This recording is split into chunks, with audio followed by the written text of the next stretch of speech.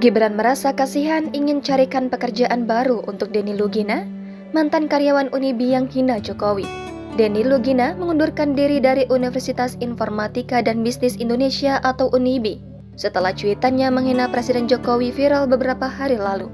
Putra sulung Jokowi, Gibran Rakabuming Raka merasa kasihan atas nasib Denny Lugina karena memiliki anak dan istri.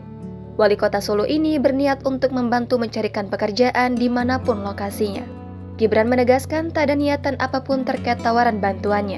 Dia mengungkapkan bahwa tidak baik memutus rezeki seseorang.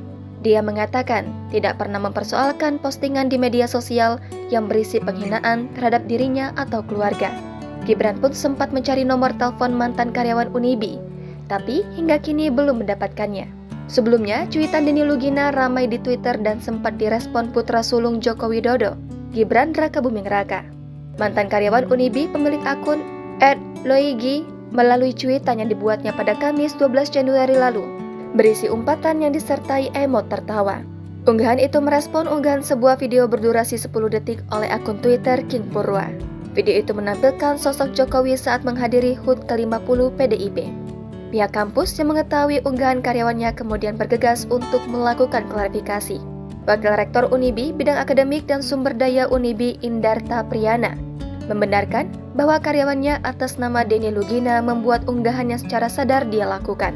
Indarta mengatakan pengakuan itu didapat setelah pihak kampus meminta keterangan dari yang bersangkutan. Dari keterangan yang didapat kampus, Denny mengaku spontan tanpa pikir panjang saat mengunggah hal tersebut.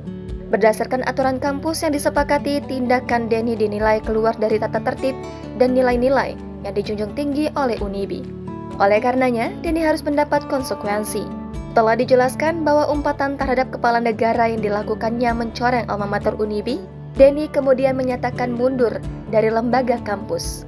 Dengan demikian, Indarta menegaskan pihak kampus tidak melakukan pemecatan terhadap Denny Lugina, tetapi yang bersangkutan mengundurkan diri dari bagian Unibi.